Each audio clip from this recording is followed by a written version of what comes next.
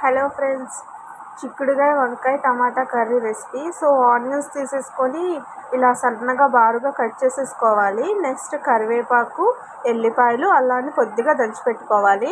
And చిక్కుడుకాయలు అనేది తొనలు తీసేసి ఇలా నీళ్ళల్లో వేసి ఉంచితే ఫ్రెష్గా ఉంటుందండి.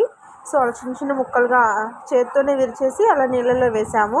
నెక్స్ట్ తాలింపు కోసం ఒక 2 టేబుల్ స్పూన్ ఆయిల్ వేసేసుకొని తాలింపు గింజలు, కరివేపాకు, ఒక ఎండుమిర్చిని ఇలా చిన్న చిన్న ముక్కలుగా చేసి వేసేస్తాము. 2 మినిట్స్ వేగేశాక ఆనియన్స్ వేస్తాము. ఇలా బారుగా కట్ చేసుకున్న ఆనియన్స్ వేసేస్తున్నాము.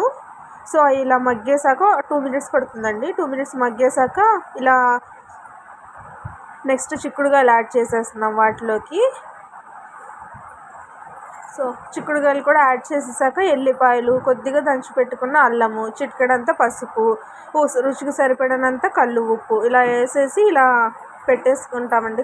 పెట్టేసుకోవాలి. గరిటె పెడితే మాడిపోతుంది కదా, అందుకని ఇలా పెట్టేసుకుంటే మాడకుండా ఉంటుంది. ఇలా గిన్నె పెట్టి పైన వాటర్ పోసుకుంటే బాగా మగ్గుతుందండి. కుక్కర్లో కంటే కూడా ఇలా టేస్ట్ బాగా వస్తుంది. నెక్స్ట్ వంకాయలు అండ్ టమాటో.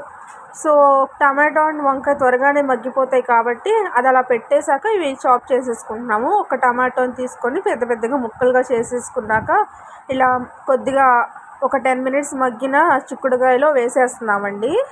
నెక్స్ట్ వంకాయలు అనేది ఇలా మీడియం సైజ్ ముక్కలుగా చేసుకొని ఉప్పు నీళ్ళల్లో వేసుకోవాలి. విడిగా ఉంచితే కండ్ర వచ్చేస్తుందండి, బ్లాక్గా కూడా అవుతాయి. సో అలా ఉప్పు నీళ్ళల్లో మాత్రమే వేసుకోవాలి.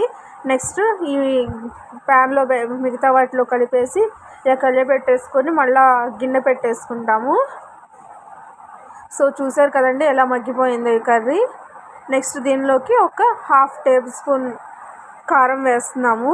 కారం అనేది మన ఇష్టము, కొంచెం తక్కువ వేసుకున్నా పర్వాలేదు, మనం తినే రేంజ్ని బట్టి వేసుకుంటాము.